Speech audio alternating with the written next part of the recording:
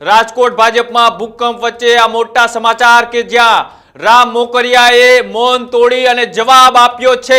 રામ મોકરિયા સમક્ષ સોશિયલ મીડિયામાં જે પોસ્ટો વાયરલ થઈ રહી હતી તેનો જવાબ રામ મોકરિયાએ પણ સોશિયલ મીડિયામાં પોસ્ટ મૂકીને આપ્યો છે।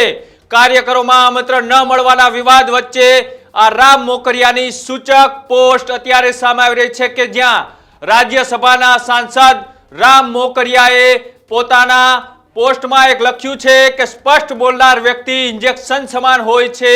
આવું રામ મોકરિયાએ પોસ્ટ લખી અને જે તે તેમના વિરોધીઓ હતા તેમને પોસ્ટ મારફતે જવાબ પણ આપ્યો છે। થોડો સમય દુઃખ પણ ફાયદા સમાન હોય છે તેવું પણ રામ મોકરિયા દ્વારા તેમની પોસ્ટમાં લખી અને જે પણ લોકોને આ લાગુ પડતું હોય તેમને આ જવાબ આપ્યો હોય તેવું લાગી રહ્યું છે। છેલ્લા કેટલાક દિવસો થયા રાજકોટના કોઈ કાર્યક્રમની અંદર રામ મોકરિયાને ન બોલાવવાની એક વાતો વહેતી થઈ હતી તેને લઈ હવે રાજકોટ જિલ્લા શહેર પ્રમુખ એવા માધવ દવે દ્વારા સ્પષ્ટતા પણ કરવામાં આવી કે આ મામલે કોઈ પણ અમે આ વાત મૂકી નથી, આ કોઈ લેખિત નથી કે આ ન તો કોઈ મૌખિક છે, આ માત્ર એક અફવા છે।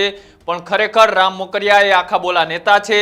અનેક વખત તે જાહેર કાર્યક્રમ હોય કે પછી જનતાની વાત હોય તે પોતાનું નિવેદન એ આપવામાં એ જાણીતા મનાય છે। તેને લઈ અનેક વખત વિવાદો પણ થતા હોય છે। તેમ છતાંય રામ મોકરિયા તેમના બેબાક બોલથી જાણીતા છે। તેને લઈ રાજકોટ શહેરની અંદર કોઈ પણ કાર્યક્રમમાં રામ મોકરિયાને ન બોલાવવા, ન આમંત્રણ આપવું તેવી વાત વહેતી થઈ હતી।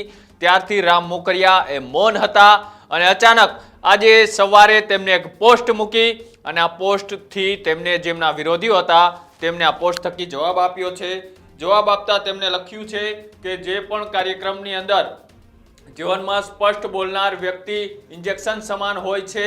એ પછી દુઃખ લાગે એ દુઃખ લાંબા સમયે એ ફાયદાકારક સાબિત થતું હોય છે। આવું પણ રામ મોકરિયા લખ્યું હતું।